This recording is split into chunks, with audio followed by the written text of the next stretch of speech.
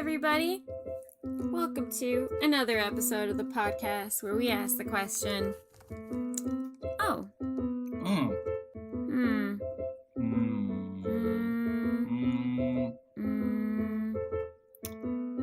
Remember the Aughts? Yes. Yes. I like that we just start with... do. We're thinking about it. We're not sure yet. I'm Courtney. And I'm Thomas. Tom is here. Yay.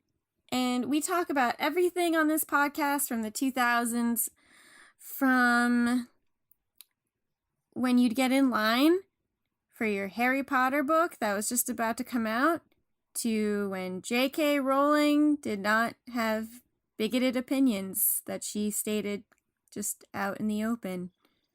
She always had them. We just didn't know about they them were yet. there. Isn't it weird, like, when you try to defend your bigoted ideology with the identity of a different ideology? Like, I'm not transphobic, I'm just a feminist. Like, that's... Right. It's wonderful. Yeah, because that really helps the situation. Mm-hmm. That really helps feminism and trans community alike. I feel like both communities would be like, J.K. Rowling, we don't need your help in this situation. No, but unfortunately there are more TERFs than we would like to be aware about. Yeah. So, I was talking to Eric today about Harry Potter, so I was like, oh, Harry Potter's got to be my introduction because I can't think of anything else. Oh, that's fair. I didn't think of anything. Like, I was very much, like, looking into and thinking about the aughts and trying to, connect different albums and bands to the topic of the next episode. Yes. But for some reason, I didn't think of a thing. Oh, really? No. I feel like I've had so many thoughts about the aughts for this little, like, it's not really a mini series that we're doing. We're kind of doing a little trilogy.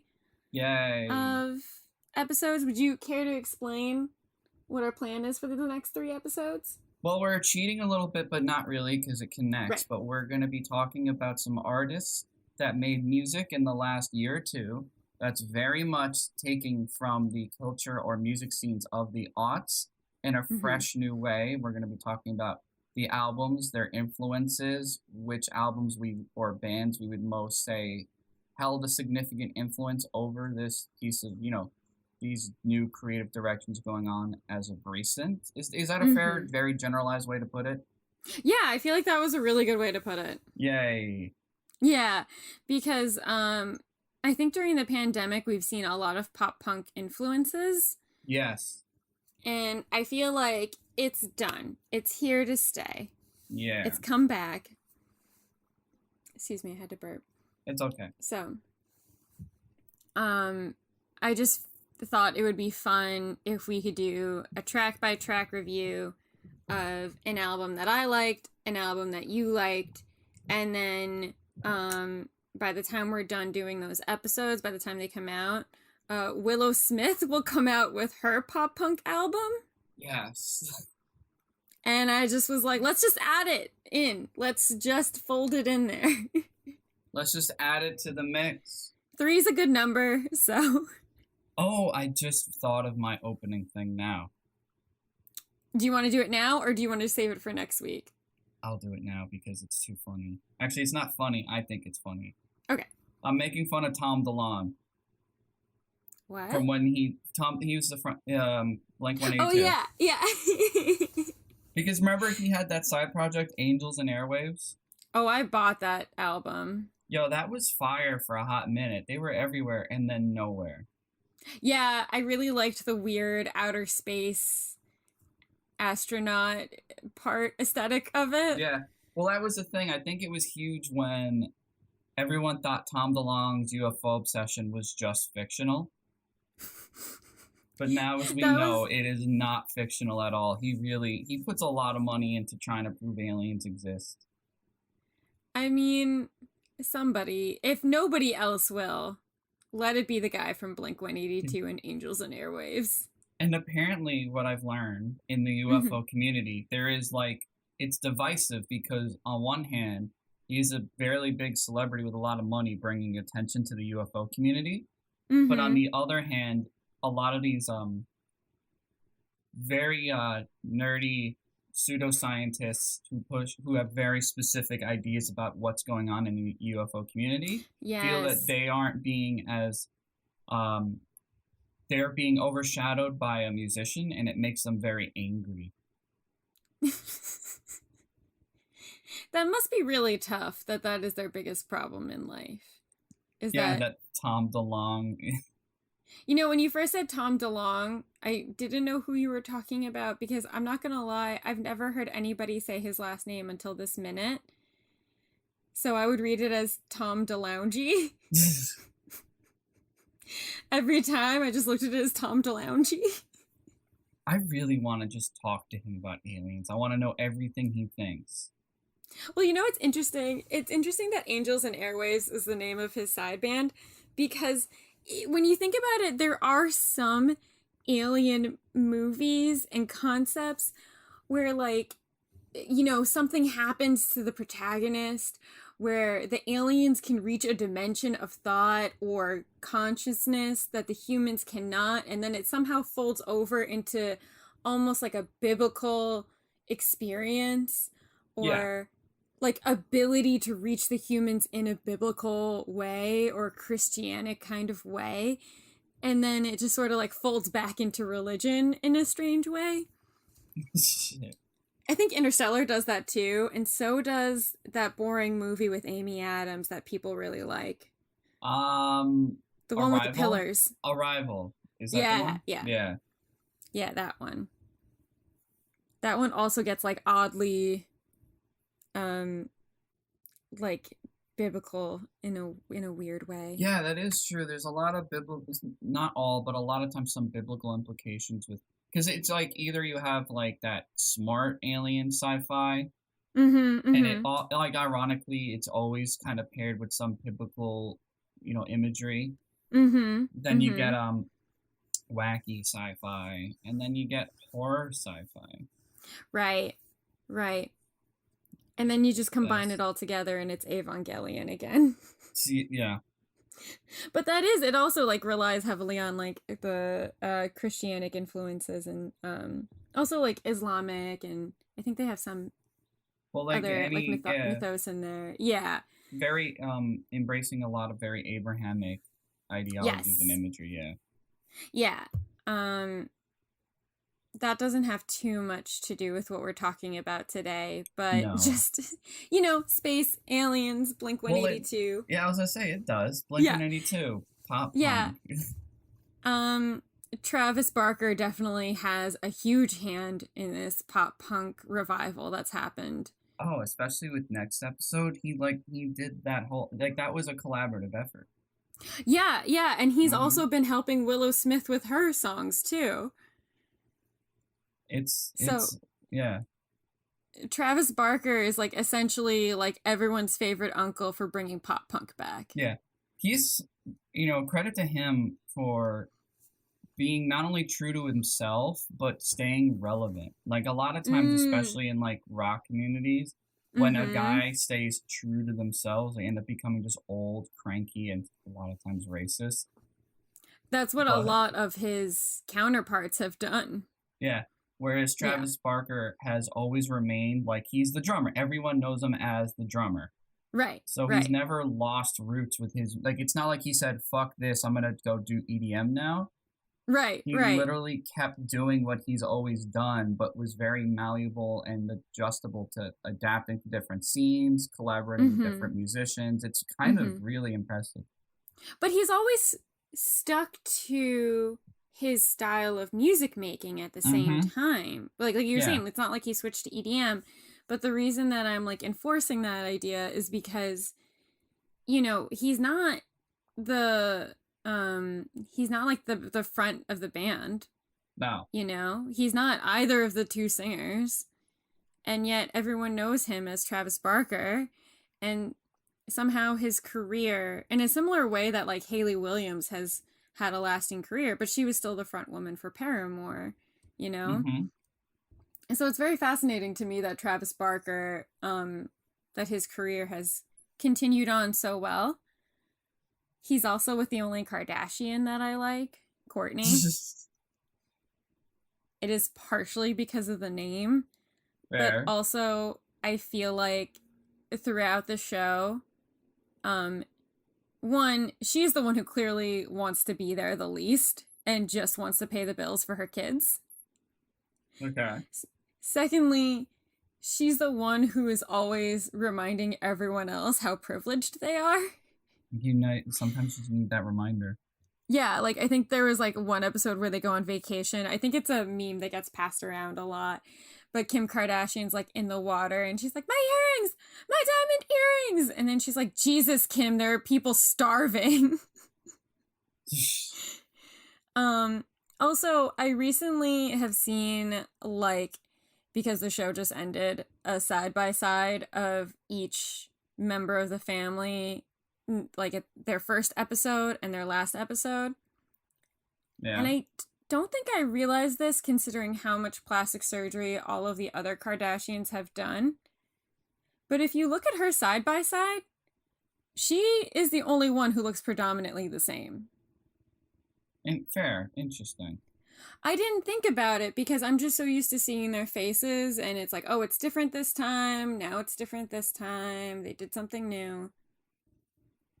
But I get that, seeing the direct comparison, I was like, oh, she actually hasn't gotten that much done. So I don't mind her so much. I like her. That's fair. So I think they're a cute couple. Yeah. I'm not one of those guys that's like, I guess it's like very trendy to hate on the Kardashians. And I think there's certainly moments that highlight their lack of awareness, whether it be the Pepsi commercial or that was dumb. Or Kim K's big birthday bash. I think Kylie Jenner's whole business needs to be like reevaluated. Yeah. Yeah. But at worst, I'm indifferent where I'm not paying attention. But then there are moments where I'm like, oh, okay, that's neat. Right. There are some times where I'm like, oh, okay, cool, I get that. And then other times where I'm like, they make a lot of money off of promoting diet pills and like diet lollipops. That is something that is a very huge issue. Yeah, that's where I'm like, most of their income is from that. But I think also Kylie Jenner annoys me the most just because like apparently her business is like not the most ethical. But also like what millionaire's business is ethical? Yeah, it's very difficult to break that down. Yeah. I mean, we have a better job of being able to, if we held, if there was a level of accountability. But I'm going to bring us back on topic. Yeah. We're here today. Do you want to talk about what you're going to talk about today? I know you already mentioned it.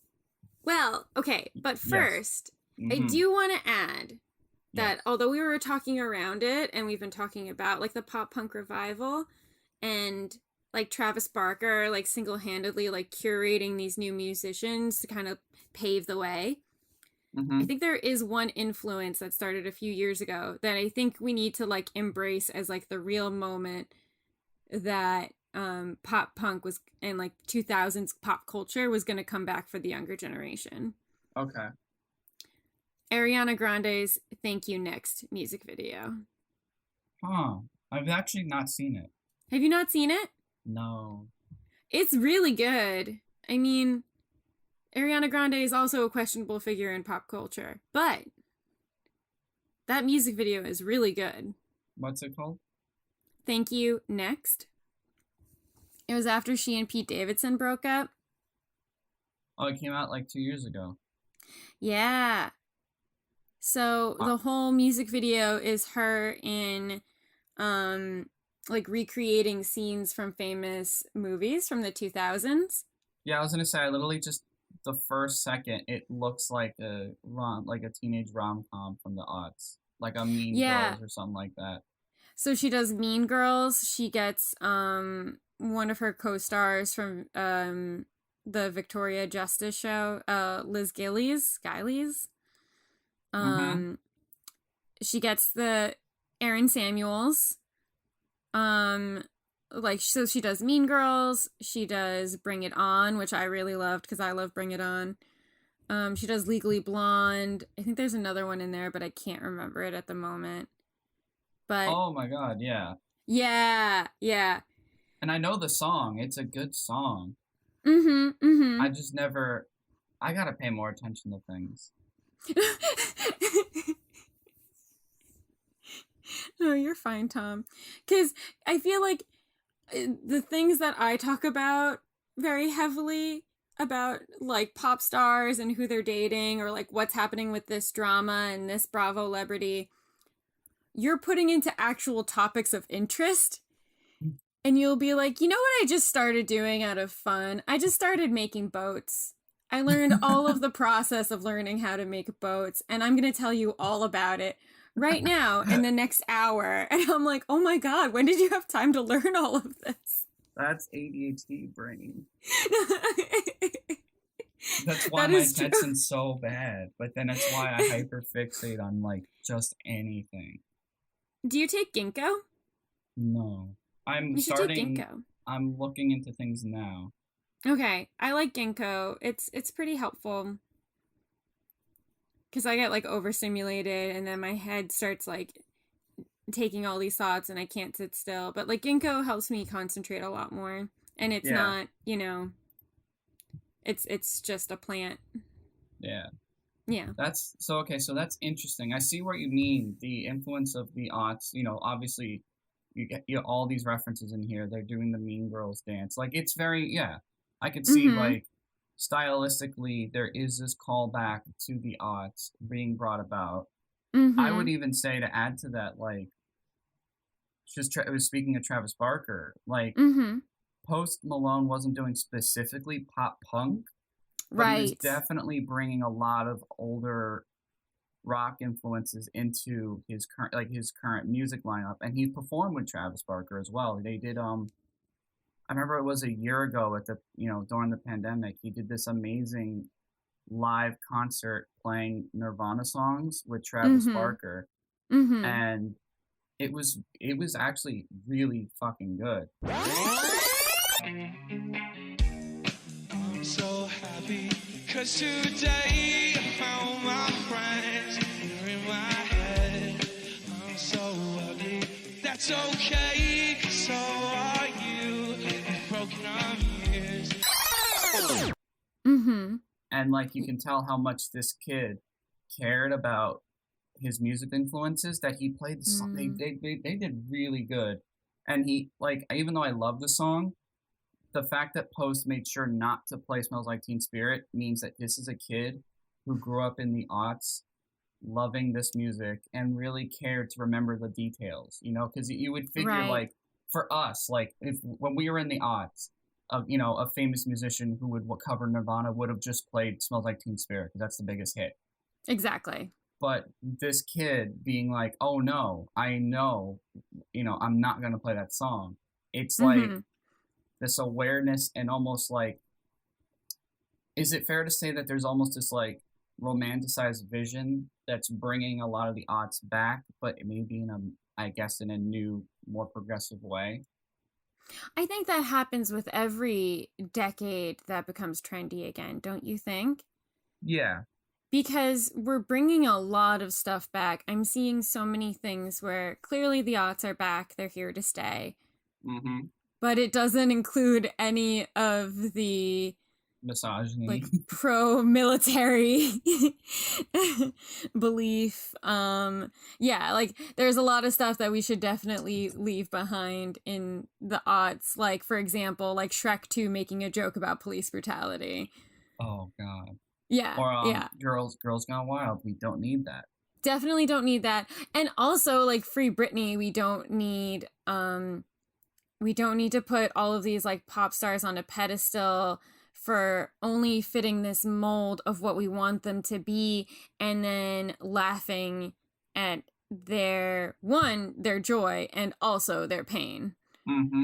You know, that Leaving definitely could be in the past. We need to leave slut shaming behind. Exactly. Which that was unfortunately a huge part. Like we were talking about comedy before. Mm-hmm, That was a lot of comedy in the aughts. Yeah. Like a lot of it. Yes, there really was. I feel like there were also just like a lot more comedy specials than there are now.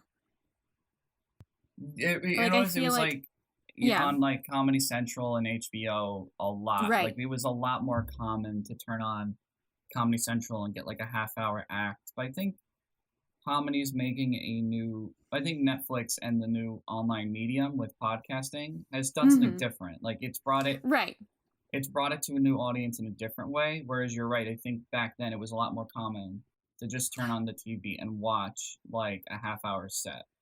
Right, exactly. And I think also like the Bo Burnham Inside special is a good example of that. And I'm actually going to bring up Bo Burnham later with our artist that we're going to talk about today.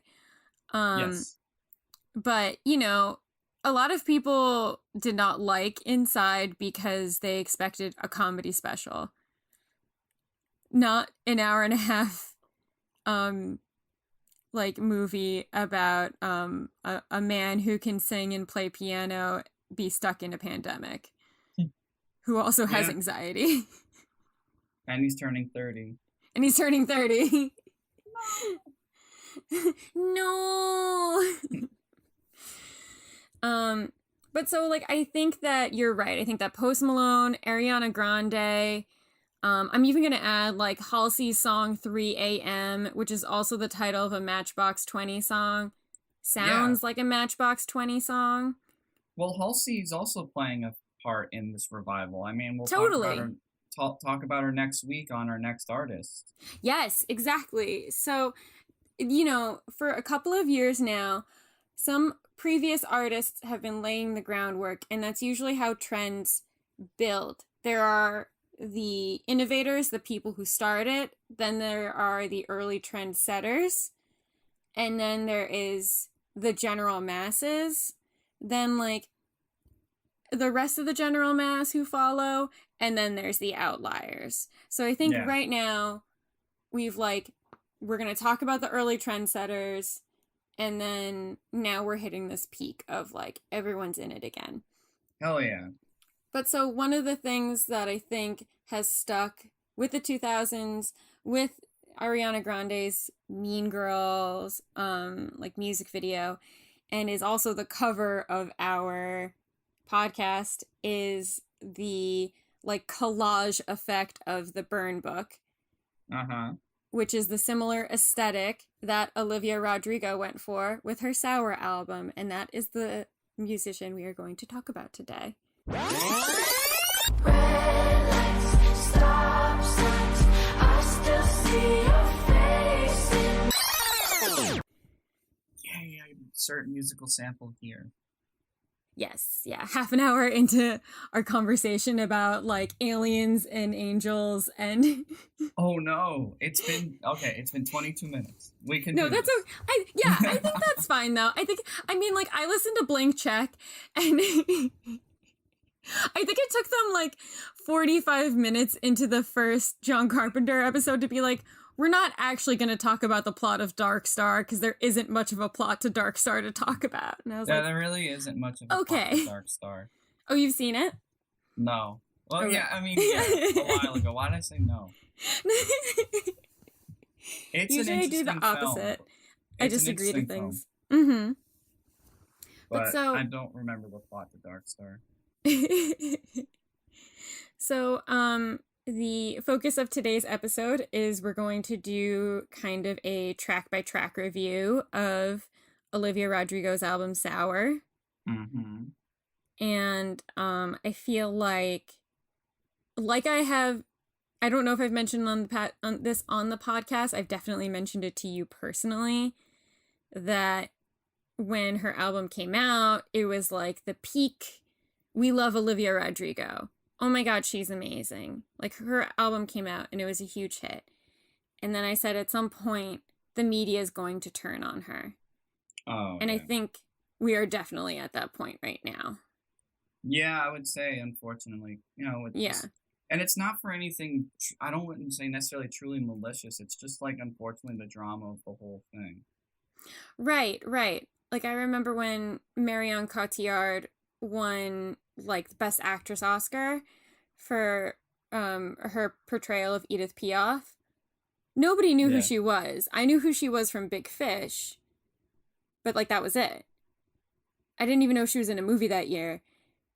And then all of a sudden people were like, Marion Cotillard doesn't believe that the 9/11 wasn't an inside like it was just like so ridiculous. So we're kind of at that point in Olivia Rodrigo's publicity arc right now. Yeah.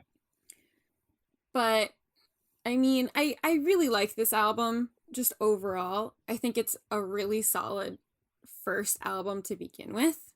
Oh, yeah. I think that she's really talented. I think she is at this moment currently I think probably a pretty solid pop star for young people to look up to. So Oh, yeah. Oh, I don't know why my brain just reminded me. Yes. We talked about it, the drama with fucking Courtney Love. Yes, we can talk about that today too. Yeah. Yeah. I'm going to say Courtney Love's in the wrong 100%, just putting that up front. It's so wild. Yeah. But that's part of the PR arc. Do you want to go into it? We could go into it. Well, all I remember is that she did album work that was very similar looking to Courtney Love's album.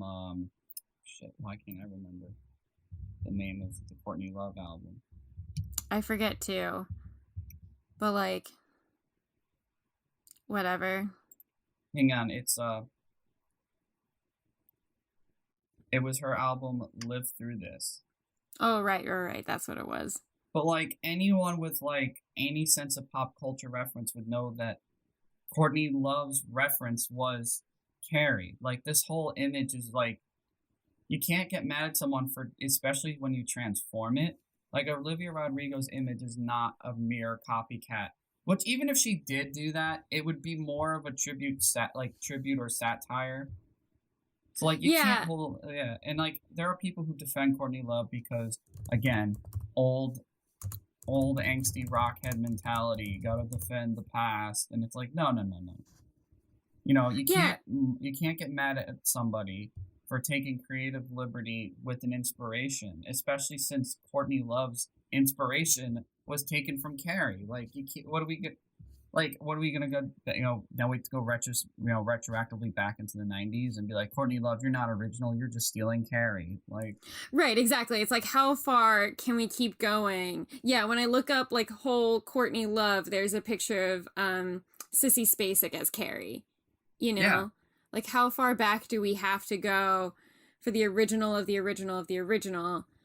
Also, like Olivia Rodrigo is Gen Z, and I feel like the Generation Z kids don't have this attachment to like keeping things authentic in the sense of like with the internet you can meme and you can repeat things and remix things in a way that we've never had before, you know? So and like with TikTok too, you can record things and you can repeat them and send them out to people, and then that person's gonna record something and post that, you know? It's all about remixing things and appropriating pop cultural things that you enjoy and aesthetics that you like. It's a lot of transformative creation. Yes. Which art has always been. It's a lot of things have been taking a similar inspiration and depicting your perspective on it. That's the interesting thing about it, is how did you see the same event? I think Gen Z just has, with the, being born into the internet, they literally are the best at transforming old mediums into something new and fresh with a different perspective. Right. So the only other time where this was really, really pertinent as like a style of making was the 80s. And back then there was like a lot more documentation still. There was still like a lot more like copyright involved. But we talked about this with the Who Let the Dogs Out episode, is that like in certain remix cultures and the way you can like transform things, it's hard to keep track of who is the originator of who. Yeah. But it's also, I think, in my mind, like, listening to the Olivia Rodrigo album is not a true replacement for listening to Hole's album. So the argument that she's ripping her off is just ludicrous and attention seeking. In my opinion, attention seeking. I know. I hate to play that trope and be like, oh, Courtney Love's just attention seeking, but she kind of is. Also, like, a lot of people who are listening to Olivia Rodrigo's album aren't, like, it's not like Courtney Love's losing fans to Olivia Rodrigo. Well, if anything, she's losing fans by being wicked. Like, imagine if Courtney Love embraced the image and, like, even, like, that's the thing you see a lot. Like, I think a really great example is, like, Mike Shinoda of Linkin Park. Mm-hmm. He's doing, like, he does remixes and features with, like, a bunch of these new young and upcoming artists who, like, grew up on Linkin Park, and it keeps him relevant and keeps him, like, fresh in the scene. Mm-hmm. Courtney Love just comes off like an angry old boomer yelling at the youth. Yeah, it's not a good look. And I think, if anything, like you were saying, it's like, I think it's just, you know, now all of a sudden, like, these teenagers are like, who's Courtney Love? Like, you know, like, they don't have any attachment to this person. Now their first impression of Courtney Love is the angry old woman who yelled at clouds. Like, that's... Yeah. That's the best, that's the fastest way to isolate your audience. Like, a potential brand... Like, think, like, even Travis Barker, like, he's working with young artists. He's doing, you know, they're doing remixes and features all the time. It's how you introduce young generation to, like, older artists. Like, oh, they did this thing with my favorite artist. That's cool. Let me go check out all of Blink-182. How many Gen Zs want to go back and listen to fucking Hole now? None. I don't want to listen to Hole now. No. I also think that the same thing with, we're going to talk later about Willow Smith's album. She does a song with Avril Lavigne, and that's where I was like, oh, we've got to talk about Willow Smith, is because I saw Avril Lavigne and Travis Barker working with her, and I'm like, holy crap, that's Willow Smith. We have to do this, you know? Yeah. Mm-hmm. So it's a good way to cross the generations to find something that they both like. Exactly. Also, there are a lot of mentions in Olivia Rodrigo's album about beauty queens and wearing makeup, looking beautiful, and a lot of that surrounds the idea of her album that, like, she was in this relationship with someone who manipulated her and made her feel like she was never enough, that he always had one foot out the door, and she was just so in love with him that she was like, I know you're used to dating these beauty queens and you left me for another actress who looks beautiful and kind, but, like, when am I going to be enough? When am I going to be the beauty queen? So that's one part of it, is that this is a revolving theme in the album itself. Yeah. Secondly, Olivia Rodrigo, and please feel free to agree or disagree with me, I feel like Olivia Rodrigo is the teen who, like, represents what people are feeling during the pandemic, especially the younger generation. I cannot speak on that behalf because I am old. We are 30. I see what you're saying. Well, because, like, even though it's, like, I'll pick the song that blew up. Okay. Driver's License. Like, right. It's, even though I may not relate to it now, I very much understand and can feel that sensation. I mean, like, even on the bare level that, like, when I was 19, my favorite thing to do was to just drive. It's this liberating moment, especially when you're going through something. Mm-hmm. It's your, like, escape from the overwhelming world. So I get it. I think you might be right on that, even though I'm old. Well, let's get into the songs, and we'll just keep that in mind. So two things that I think Olivia Rodrigo is wrestling with in this album is, like, the insecurity of not being enough, which is unfortunately a thing a lot of people face, especially young girls, especially now during, like, the time of the internet. And then, you know, there's this big breakup, which is a huge part of the story, which I get totally into. I know that's so, like, oh my god, like, read the magazine, kind of, like, gossipy, but, like, I get kind of into that stuff. Fair, don't worry. So there's the relationship aspect, there's insecurity, and then also I think the thing is that she's representing a generation of teens who should be enjoying their childhood and are stuck at home during a pandemic. Yeah. So I think that that's like a really huge part of her aesthetic, is that like she is a teenager who is like her live concert was a prom, and a lot of Wow. kids are having a very different kind of prom this year, you know? Yeah. So I feel like that's all really tied together in what she's done. But like you said, there is such a relatable element to her music, and I think that is what people are connecting to from any generation. I So can get that. Yeah. yeah. So let's get started with her first song, Brutal. Okay. I'm gonna just pull up the lyrics as we go. No So worries. Brutal, it's a pretty short album. It's only 11 songs, and it's only about like half an hour long. Okay. So, you know, she started with her first single in January, Driver's License, as you mentioned.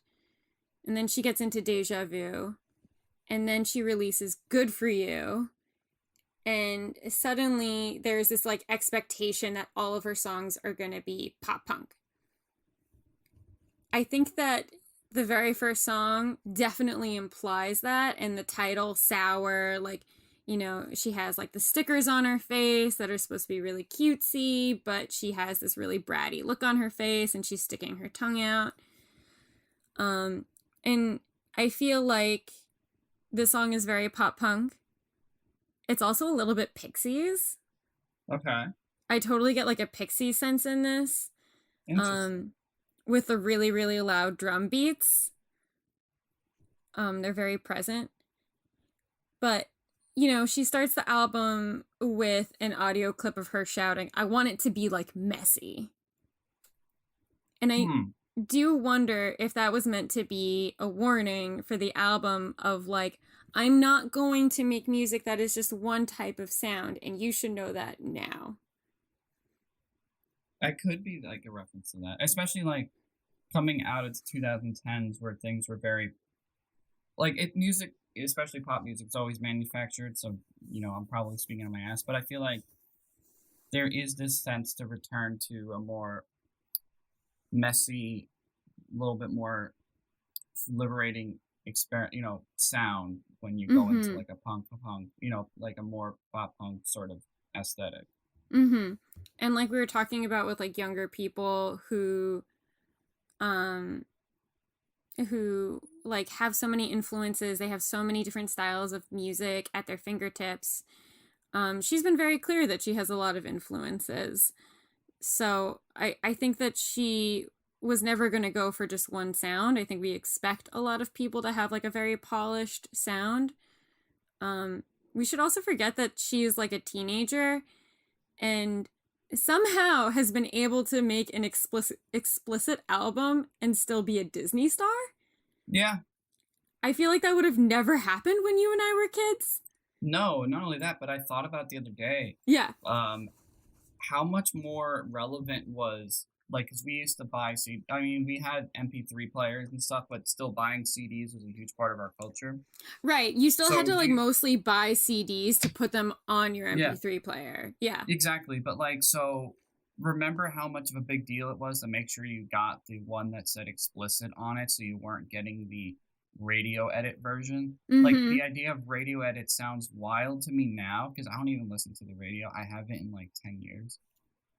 But like the idea that a song can get edited for radio blows my mind. But that was like a big thing back then. And also just the censorship of Disney's stars, you know? I mean, yeah. We obviously, like, every generation has like its Disney stars who have, you know, gone on and gone against what Disney has expected. So for them to have no issue with her cursing, I'm just genuinely a little surprised, but also very happy for her as an artist. Oh, yeah. So in the lyrics, I'm just going to read a little bit of like the first verse, because it's just sort of like an introduction to the album. Okay. Excuse me. Alright. Let's see. So I'm so insecure, I think, that I'll die before I drink, which I feel like is just her acknowledging that, like, this pandemic is such a scary time. Like, death is so prominent that, like, what can we expect out of, like, our own lives and how long they're supposed to last? Yeah, well, also, like, at that age, like, you're, like, especially when you're graduating high school, like, the future is supposed to be ahead of you. You have these things to look forward to. I'm going to college. Right. I'm going to experience adult things. When I turn 21, I'll drink. Now these kids are growing up in a world where it's like there's so much uncertainty, and it's like I was like, not that you were promised, but like the expectation was, this is supposed to be the exciting part of my life. Right, exactly. Not. And that's what I think she comments on, where she says, I'm so sick of 17. Where's my fucking teenage dream? If someone tells me one more time, enjoy your youth, I'm gonna cry. Yeah, because is there right now? Yeah.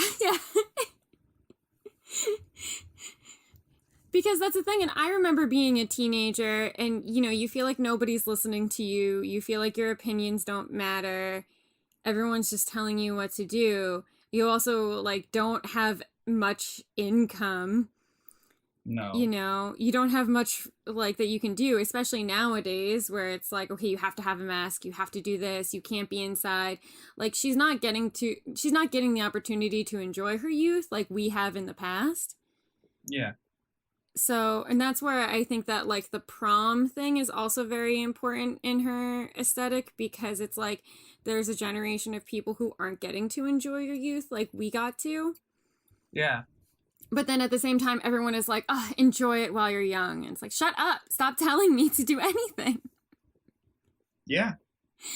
And also, like, I feel like what's really good about the way that she handles her publicity narrative at this point.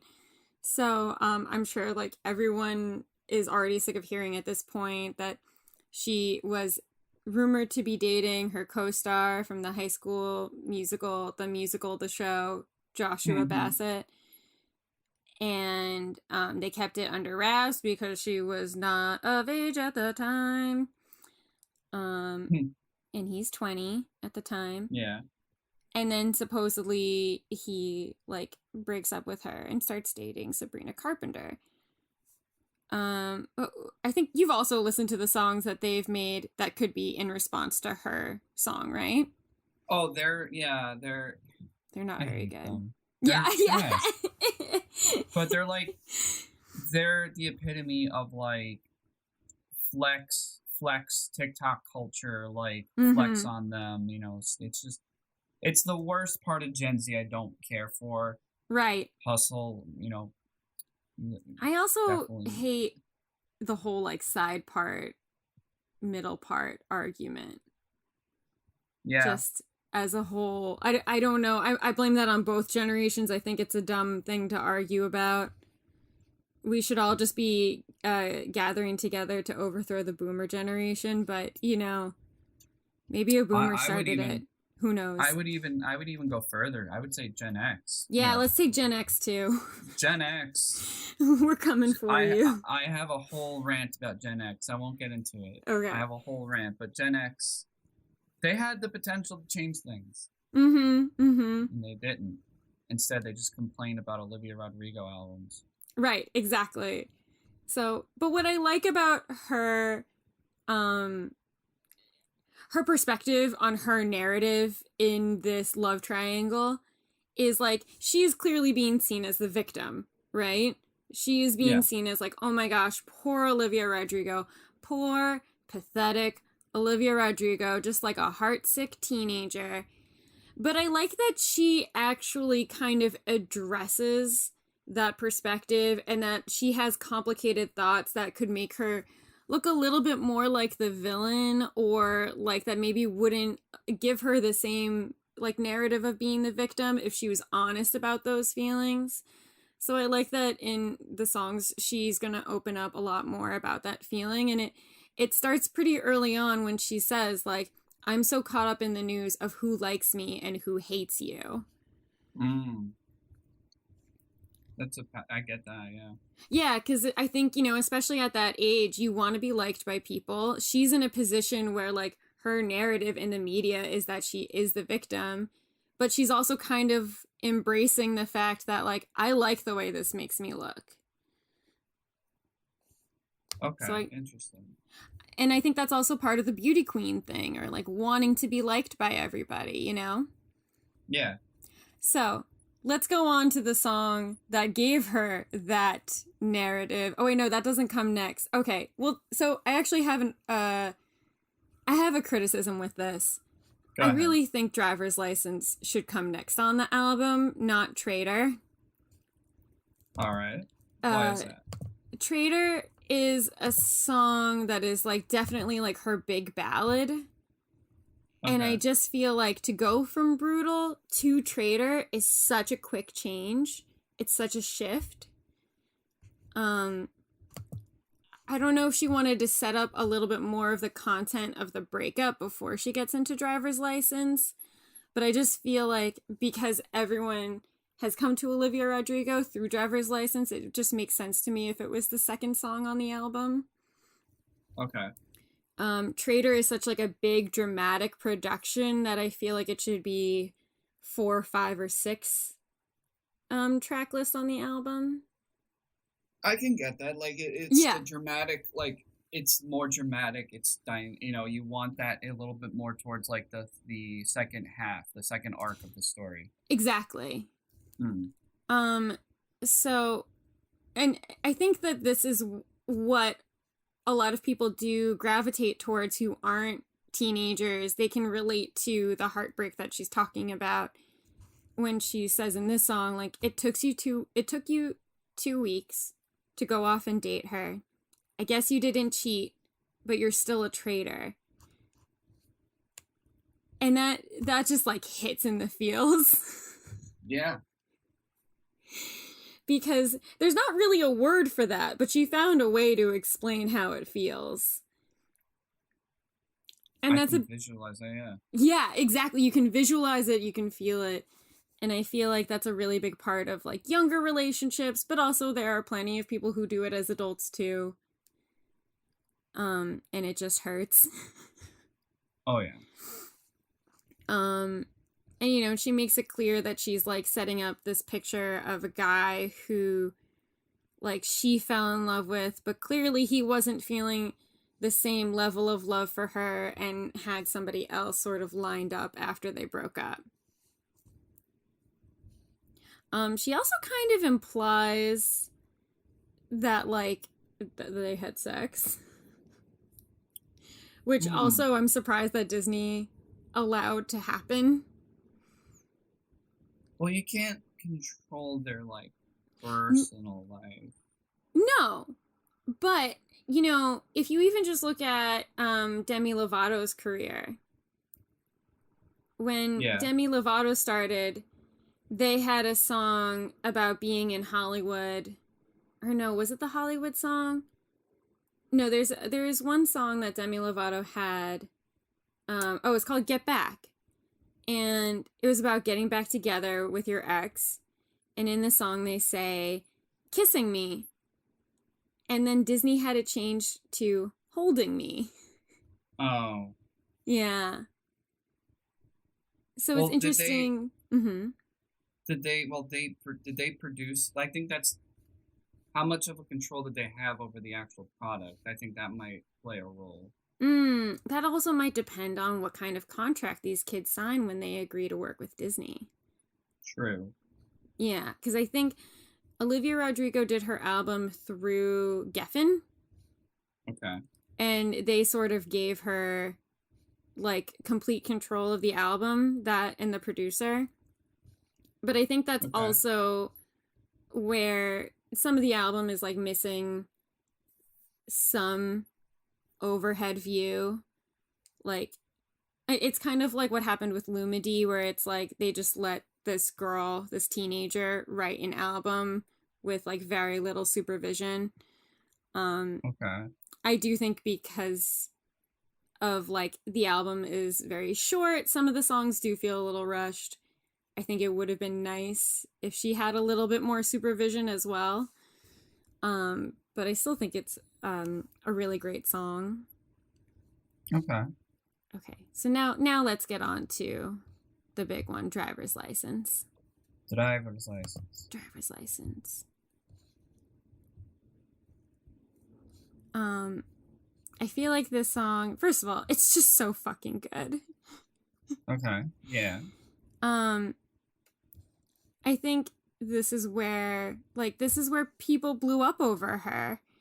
Yes, because... this is a song that stole like #1. Mm-hmm. Not stole, it was #1. And at the time, nobody in like the Spotify present era of music making had reached this height of attention. No. So for her to reach it means that she had to like spike through this barrier of Spotify listening that had not existed yet. She was the first person to really break through that. Yeah. And I think that also like just the sound of it, just the dreary, melancholy, almost like euphoria style of the song is what was really pertinent to people during the pandemic at the time this came out. Yeah. It was released January 8th, 2021.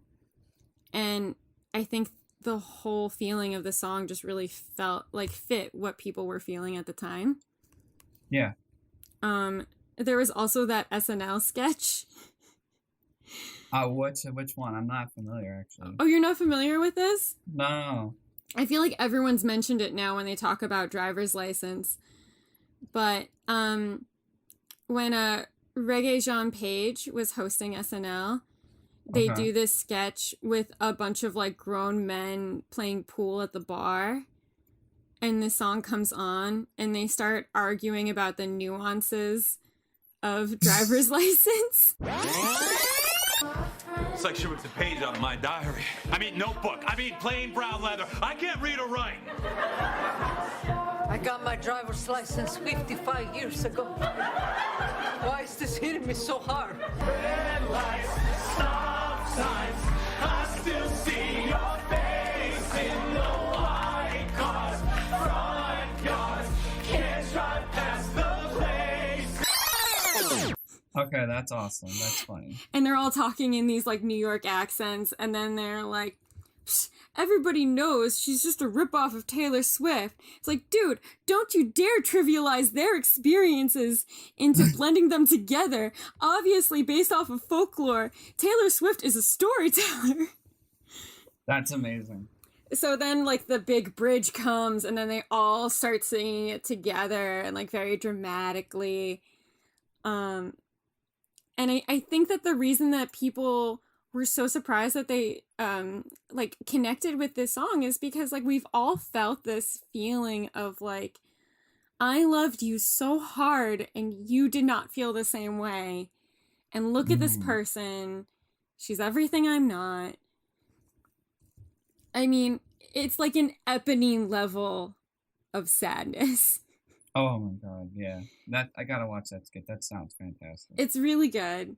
And, you know, every time she sings it on stage, too, when she gets to the bridge and she's like, I still fucking love you. It's just so sad and so pathetic almost that it's just like Eponine singing in the pouring rain. It rarely, in especially pop culture, like the mainstream, is it like advertised to play, you know, like you said, almost pathetic, but it's so relatable. Like, it just, sometimes we feel that and we want to scream it, but we're told we're not supposed to. We have to put on the facade. We have to put on the face. We have to put on the, I love hanging out by myself all day. It's amazing. I've never been better. It's the biggest lie we ever told ourselves. But I think that's a really big part of it. It is, like you're saying, like pathetic, but in a way that like everyone's just like, I'm fucking sick of just, especially during the pandemic. It's like, yo, can I just fucking be real and say I hate this? Right, exactly. And I think that's what she's doing. And I think that that's important. You're talking about something that's really important is that, you know, every time that we're going through something emotionally, we're supposed to just sort of like play it stoically and be the bigger person. she's singing this whole song about how he's broken up with her and he wasn't that great to her, and he's with somebody new. She's like dragging him in the dirt through this whole album, but at the same time she's like, I still fucking love you. And there's like a true authenticity and honesty in saying both of those things in the exact same song. Yeah. Because you can feel both of those things, and we all have at some point. Yeah. And the reason that I bring up the SNL sketch, and I said that I was going to bring up Bo Burnham too, was I was watching an old interview with Bo Burnham for 8th grade. I love that movie. Oh my God, it's such a good movie. And it was on, he was talking to Trevor Noah, and he was saying how, like, you know, he wanted to stop doing comedy specials because of his anxiety, and he really wanted to make a movie about his own personal anxieties. And then he realized that, like, a lot of his fan base is 13-year-old girls, and so, you know, like, creating a movie where we all empathize with a 13-year-old girl, he was like, why does it need to be Daniel Day-Lewis as a poet in the woods? Like, why can't we all empathize with a 13-year-old girl, and why can't that just be enough as a narrative for us to relate to? Yeah. And I feel that way about this song too, is like, why can't we all get behind a 17-year-old who is like excited that she got her driver's license, but it's also bittersweet because it was supposed to be with this other person. Yeah. Okay. That's my take on this song. Okay. Let's go on to One Step Forward, Three Steps Back. So this is the first song that has ever been allowed to sample Taylor Swift. Yeah, I've heard about this, Mm-hmm. but you will have more details. So I think I've actually mentioned it in a previous episode. It might have been the Asher Roth episode when we were talking about Skeeter Braun. So One Step Forward, Three Steps Back interpolates Taylor Swift's chords from New Year's Day off of her Reputation album. I had no idea, honestly, when I was listening to it. I thought it was just like a little ditty on the piano. And it turns out that, you know, Taylor Swift gave her, you know, the sample to this song, but if they used the actual sample, then they would have to pay Skeeter Braun. Because New Year's Day from the Reputation album is still under like his label. Whereas what they did was Olivia Rodrigo just interpolated it and re-recorded it herself. Like, she played the piano and added it to the track so they could just count Taylor Swift as a writing credit. Okay. I thought that was pretty smart. That is. What did Taylor Swift, did she have any say on this? Well, I think that she's always been very, very clear that she loves Olivia Rodrigo. Okay. She has said that, like, Olivia and Conan Gray are kind of like her babies. And I feel like this is a really good example of, like you said, how Courtney Love should be working with Olivia Rodrigo to kind of, like, pass the baton. Taylor Swift has really done that in a major way with her and Conan Gray. And it feels very different than, like, the musicians she's, like, gone on stage with to sing with. It feels like she's saying, like, oh my gosh, I'm so proud of what you've been able to accomplish at 18 years old. Like, I want to do what I can to give you guidance in a way that I didn't get guidance when I was your age. Okay. So, this song is basically just about, being with someone that you're in love with and they're constantly changing how they are day by day, and her not knowing which version of him she's gonna get. Okay. Which is also, like, hits the feels. It does. I know that feeling. Yes, yeah. And, you know, she says, oh my gosh, I want to find like the right area to like highlight, but it's hard to pick just one. Okay, like, and maybe in some masochistic way, I kind of find it all exciting. Like, which lover will I get today? Will you walk me to the door or send me home crying?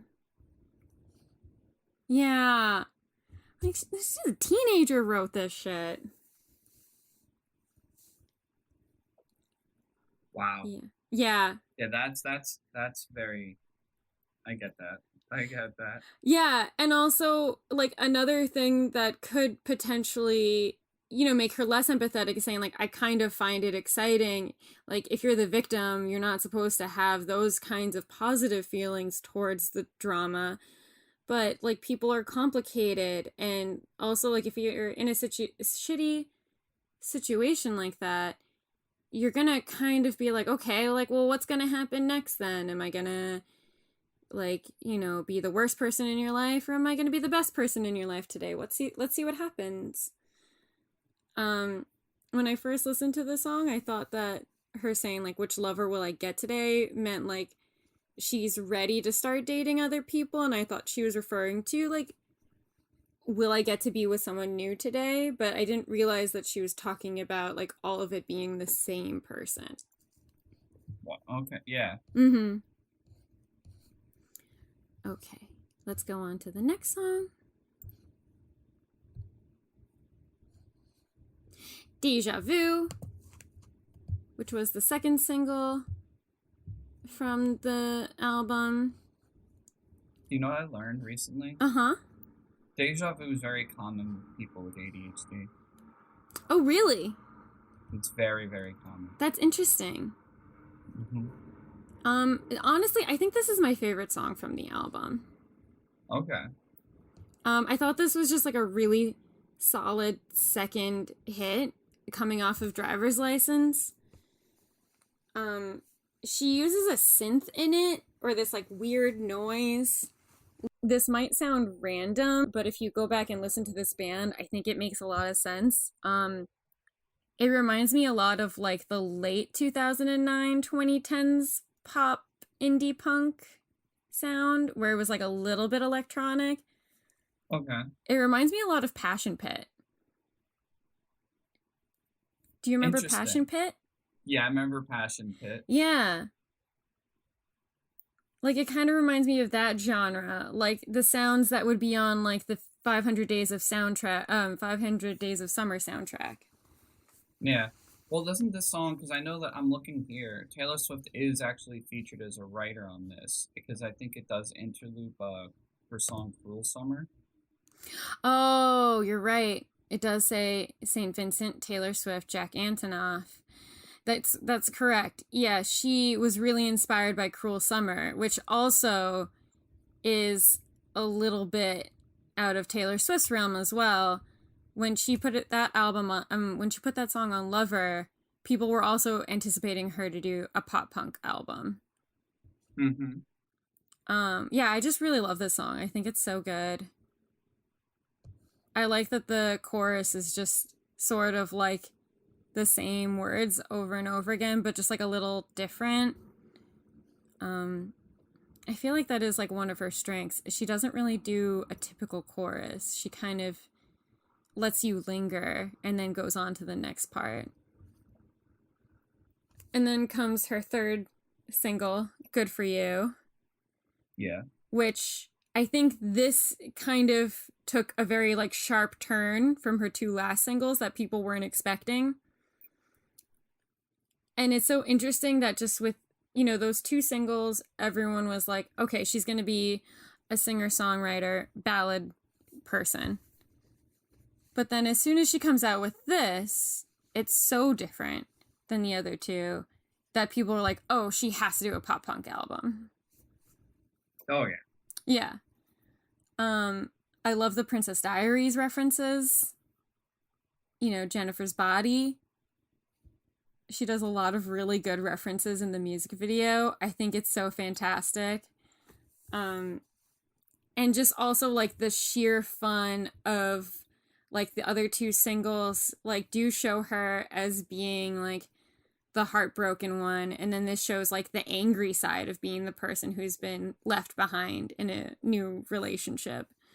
Oh, 100%. Yeah.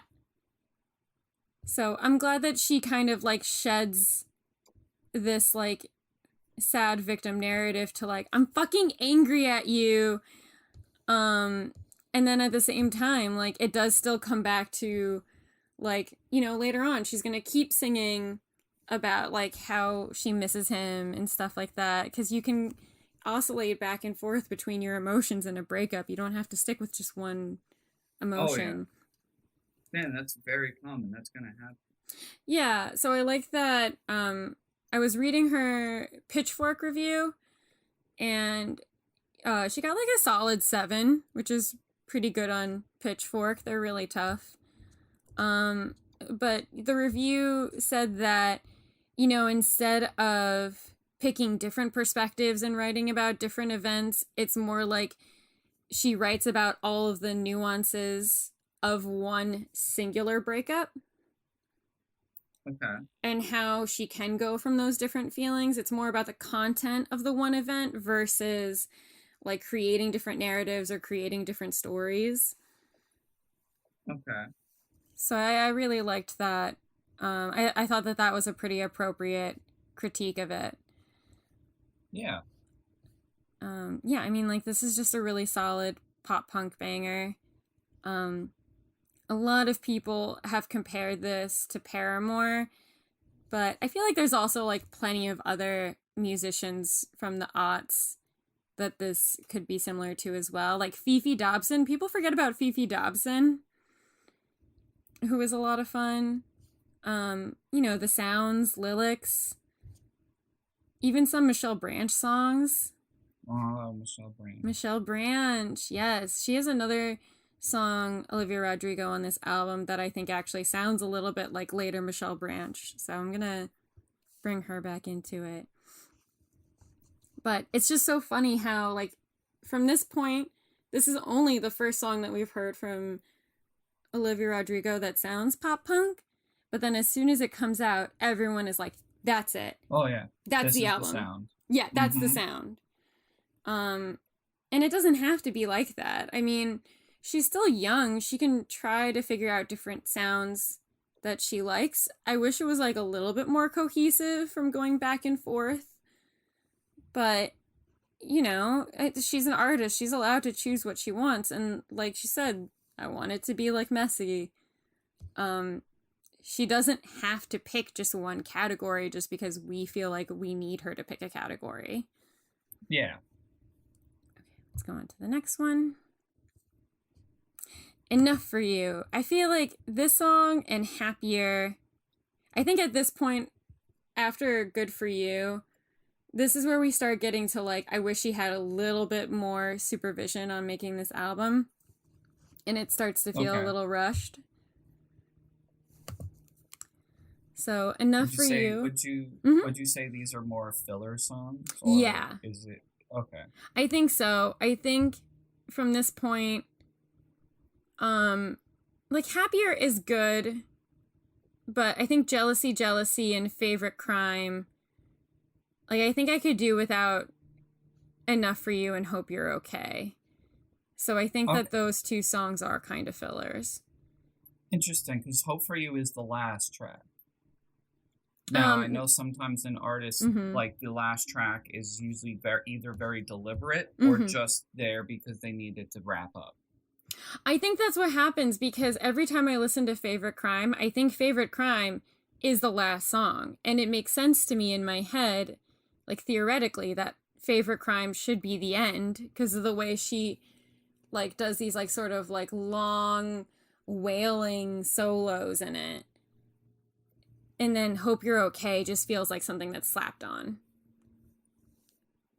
Hope You're Okay, I think the name really... I mean, I haven't actually listened to the song. Okay.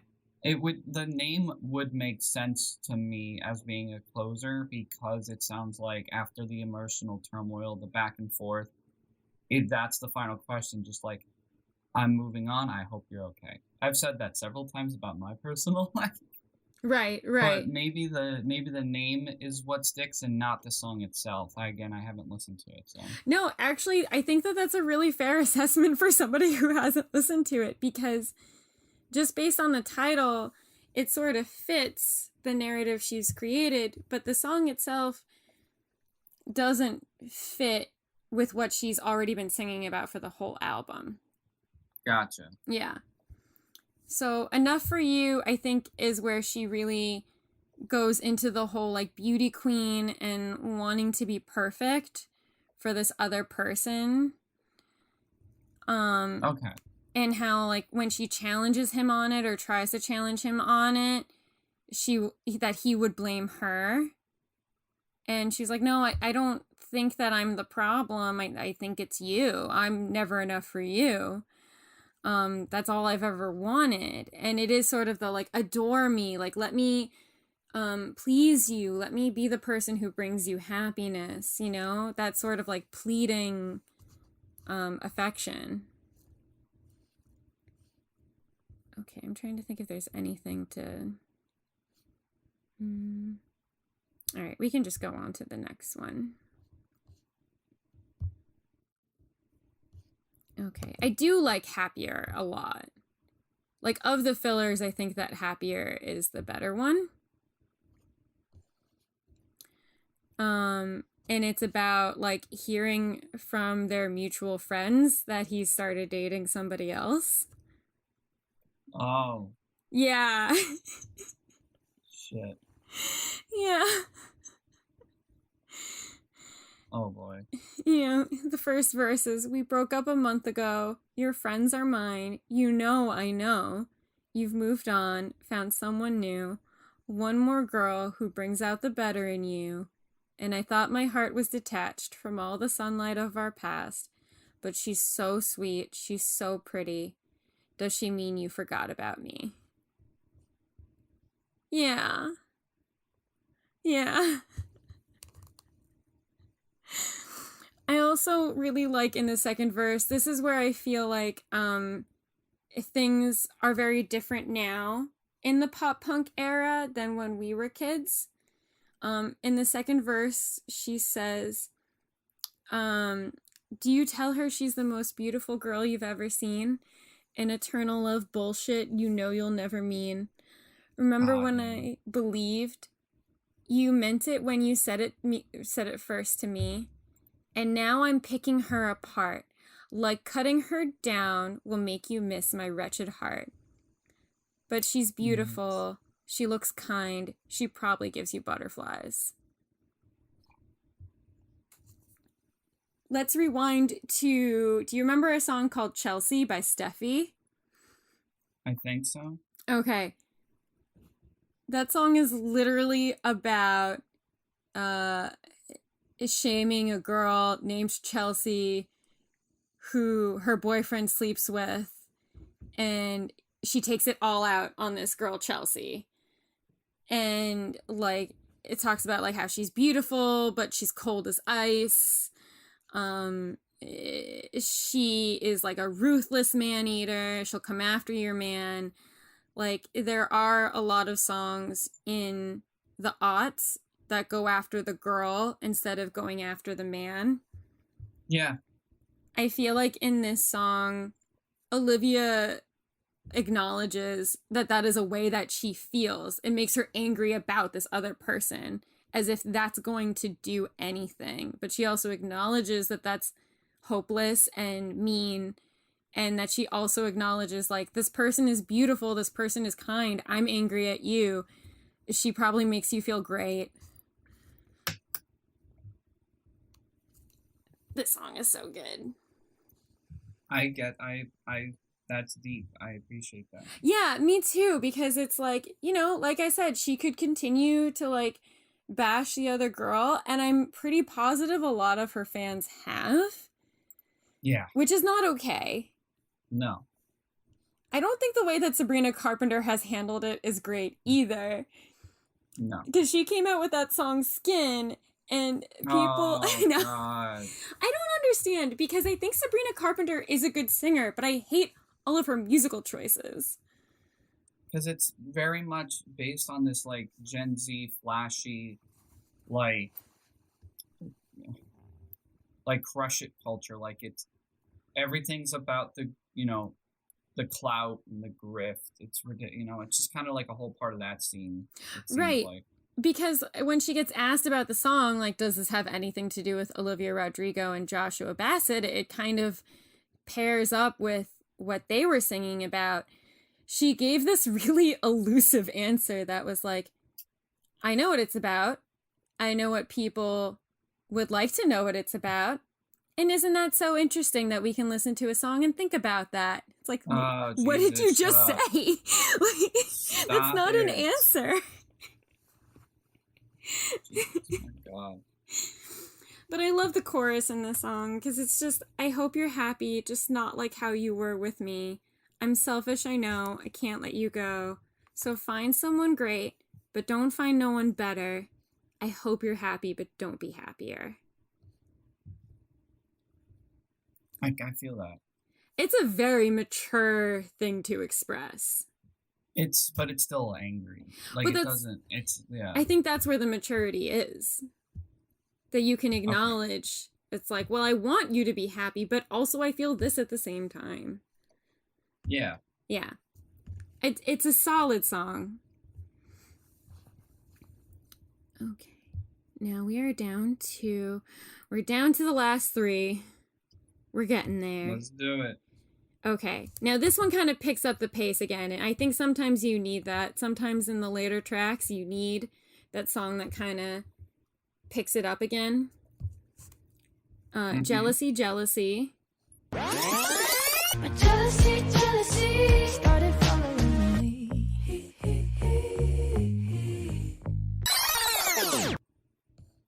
I had been a little concerned, I think I had told you this, that as she was becoming more famous, I was worried that Olivia Rodrigo would fall into the trap of like young star, like young celebrity gets plastic surgery. So I feel like this song actually addresses her discomfort with that, and I appreciate that.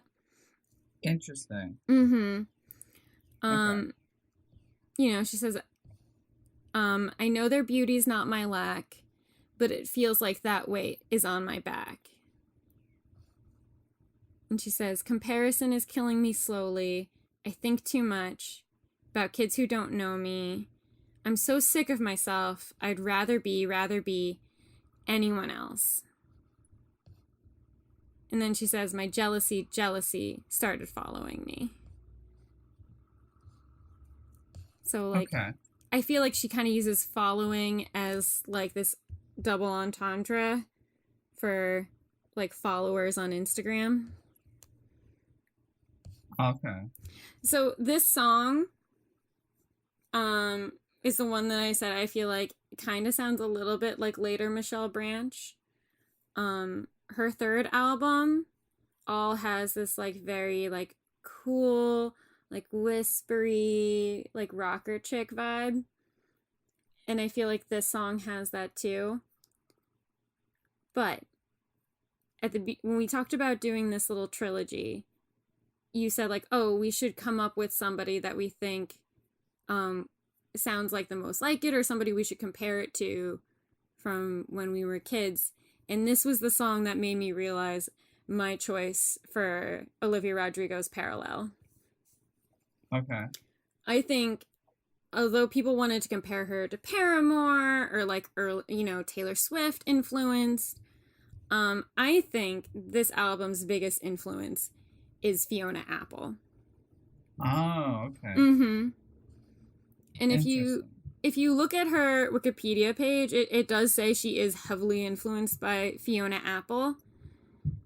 I think that, like, sure, that lends into the singer-songwriter aesthetic, but also Fiona Apple is also really good at creating these, like, nuanced descriptions of experience and emotion.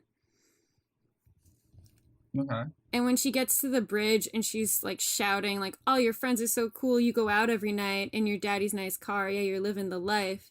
She's like shouting, and there's also these like piano chords that you feel like she's just throwing her hands against the piano keys. And then I was like, oh my God, it's Fiona Apple. Especially like her 2004 album that I really love. Okay. But it definitely has like a lot of influences from Criminal. I feel like a lot of that overall in her album, like the way that she like describes things and the way like she doesn't always go into like a typical chorus.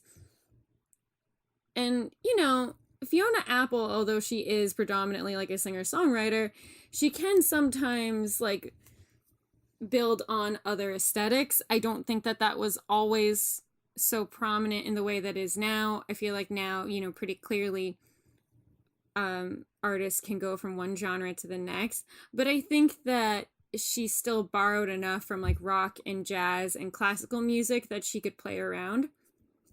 Okay. And also the way that Olivia Rodrigo will kind of do her vibrato reminds me of Fiona Apple a little bit. Like she'll just sort of let the vibrato like linger on one piano note. And that really stuck out to me as like a very Fiona Apple-esque technique. Okay. I also just really love Fiona Apple. Yes. Yeah. Okay. So now we're down to Favorite Crime, which is what I think should be the album's final song. Mm-hmm. You mentioned that before. Yeah. It's just, it really like ends on a strong note. And this is, I think, also kind of uncomfortably about like that she's underaged. Ah. A little bit. It's not actually about that, but I feel like it could also be about that. But And I haven't actually heard the song, so I wouldn't know. But that's. Mm-hmm. It's kind of about like at this point, her friends are witnessing the way that he treats her, and they're starting to get upset. They're starting to disagree with her that he's good for her, and that like that he's sort of allowing it to happen, especially because, you know, he's interested in somebody else.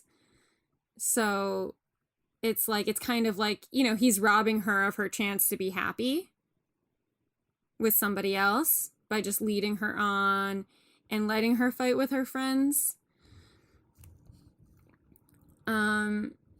Like, what's a good line? You used me as an alibi. I crossed my heart as you crossed the line, and I defended you to all of my friends. And now every time a siren sounds, I wonder if you're around, 'cause you know that I do it all again. And in the chorus, it's just, oh, the things I did just so I could call you mine. The things you did, well, I hope I was your favorite crime. Ah. Like, he definitely led her on, and it was wrong for him to treat her like this. And that, in a way, like, is a flaw. It's a crime. I think that's what she means by the crime. Okay. But it also feels a little like, I mean, 20 isn't, like, a mature person. But as the two older people in this love triangle, you would hope that they would have some sense of better judgment. Yeah. But, you know, clearly not. I understand. Yeah. Yeah.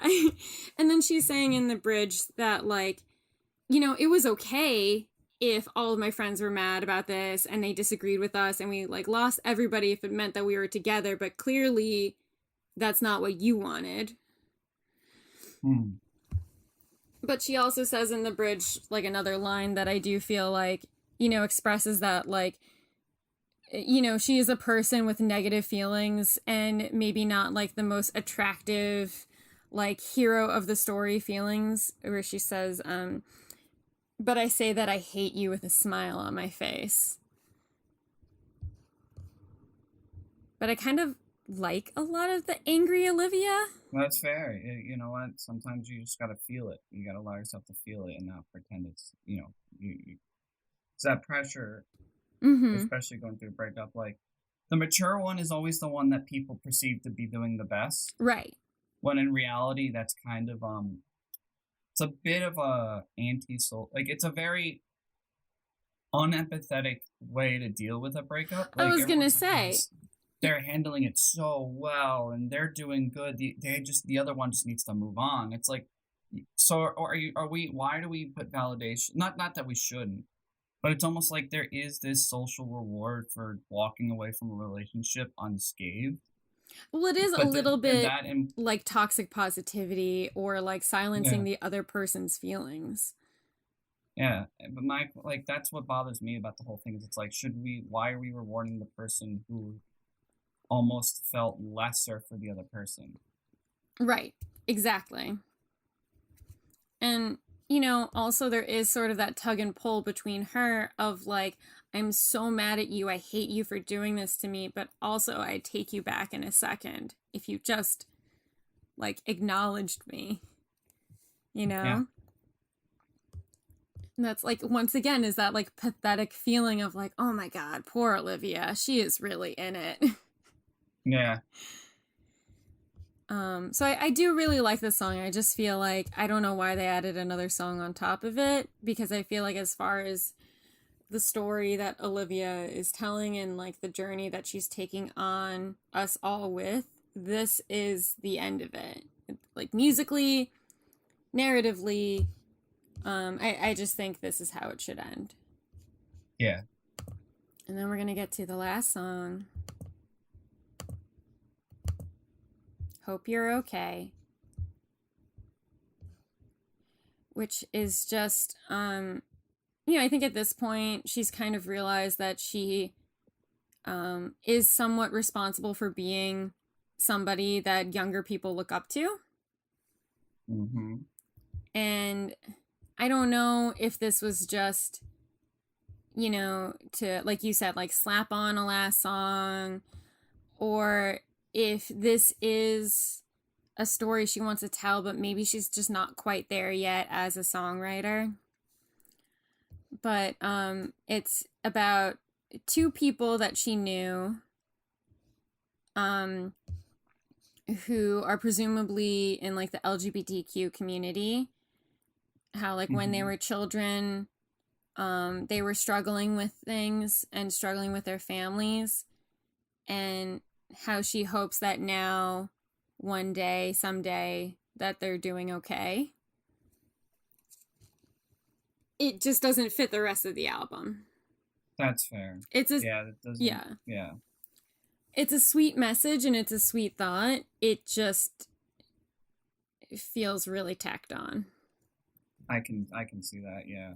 And I don't think that like the way she feels about it is tacked on. I think she does genuinely have concern for making people feel like, hey, it can be okay, like eventually, like nothing's forever, like it can work out, but it just doesn't seem to fit the rest of it. No, I get that. Narratively, it doesn't fit in the overall, story being told.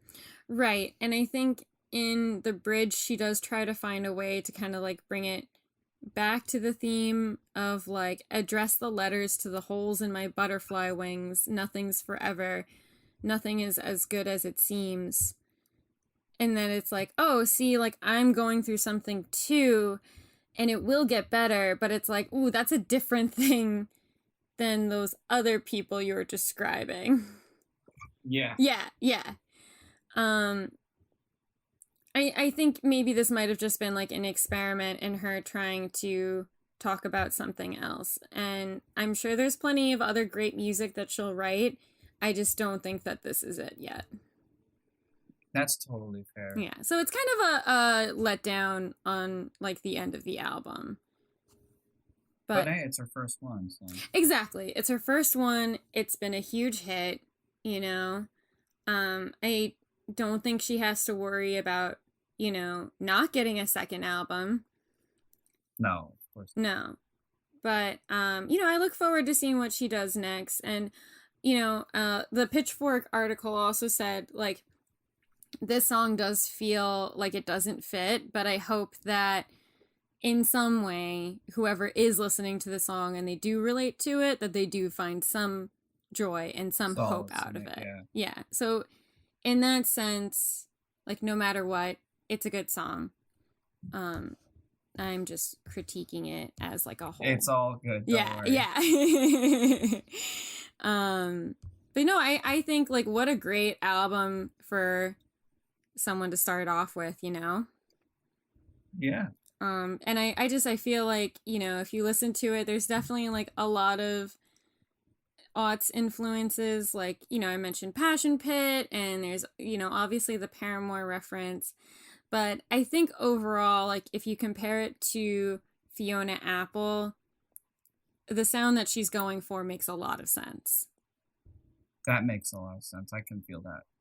How are you feeling after listening to me talk about this for about an hour now? I have absorbed a lot of it, and I am analyzing it in my head. Yeah. I will have to give these a more thorough listen. It's a really good album. I think that you personally will relate to a lot of the stuff that she wrote.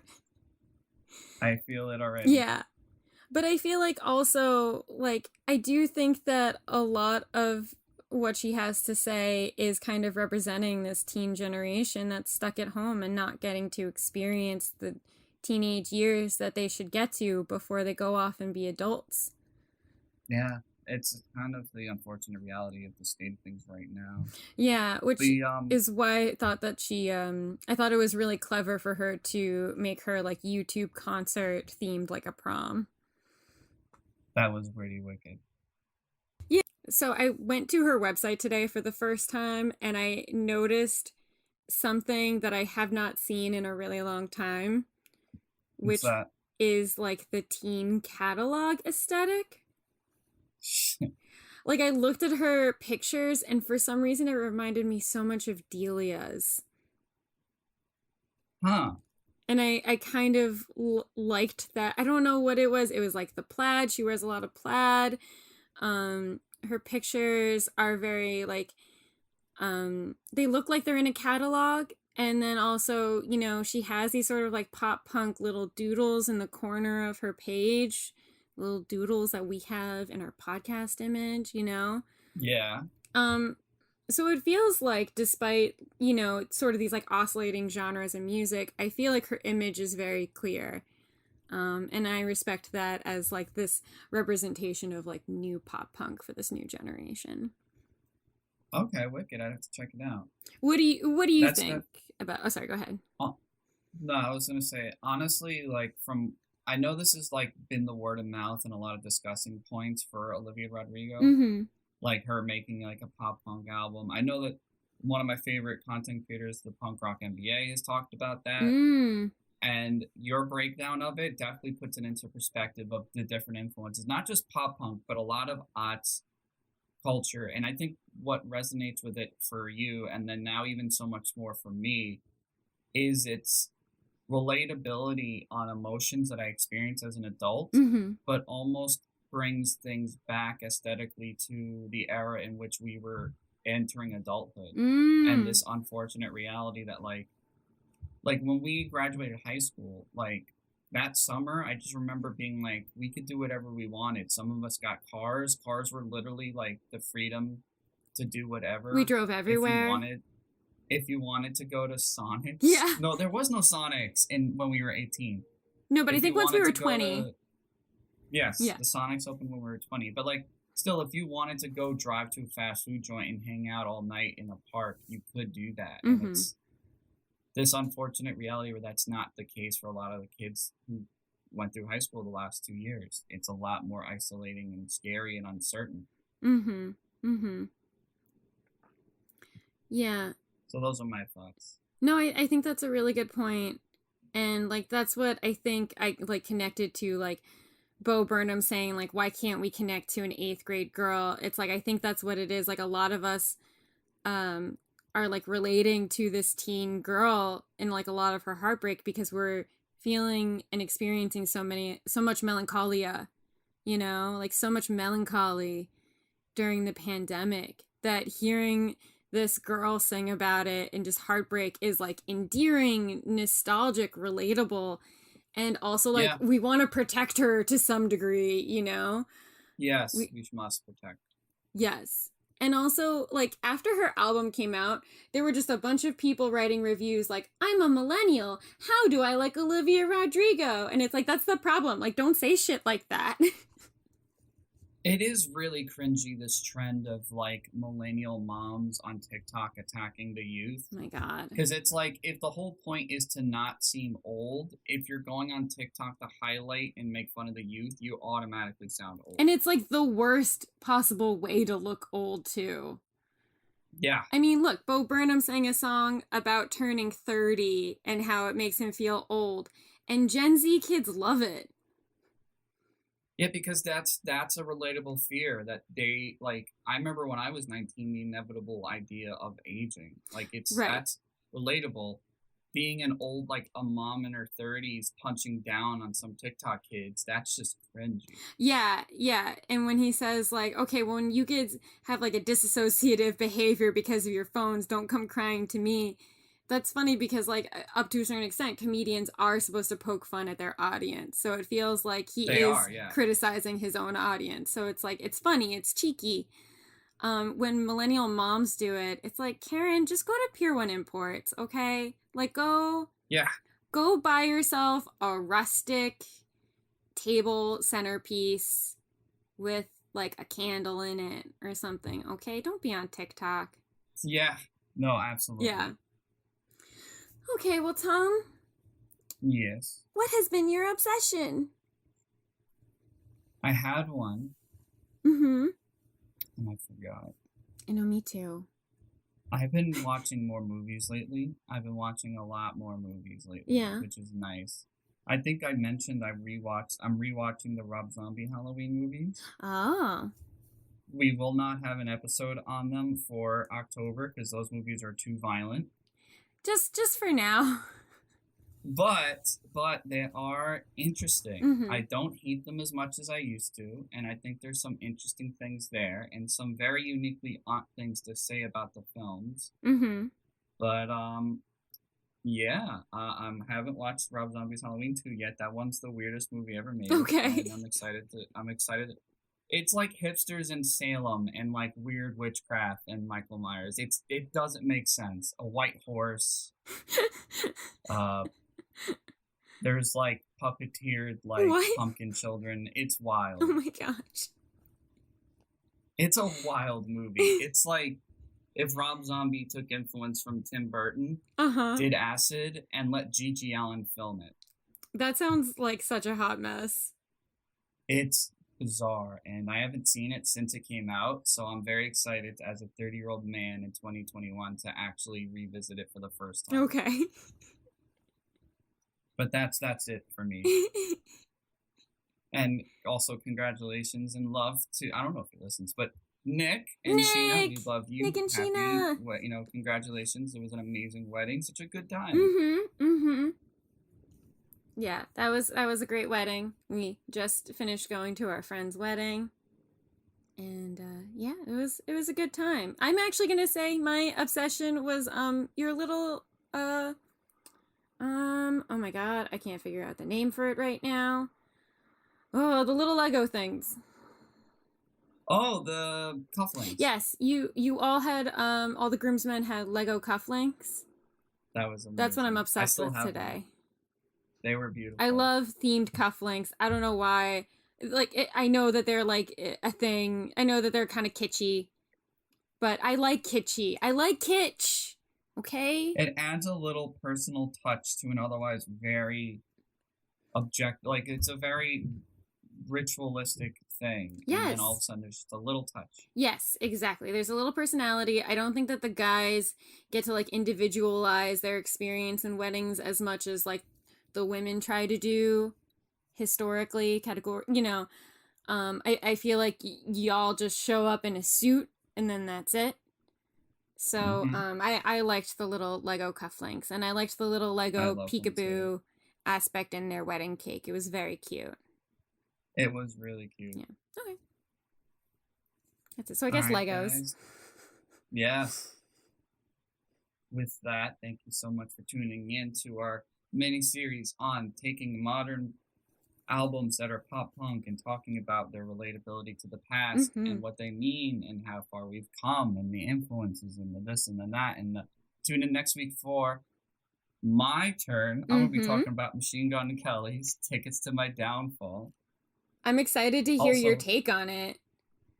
There's going to be a lot of repeating players involved, and I think that's kind of the point. Right. So it's going to be a really fun story to tell. I'm excited. And with that, be sure to follow us on the Instagram. Remember the 00S podcast. Just type us into Google. You'll find us on most places: Spotify, iTunes, Amazon, I think, and YouTube, and other places. Podbean? Maybe. Yeah, but thank you so much for tuning in. And that is all, folks. Bye. It's all right. It's all right.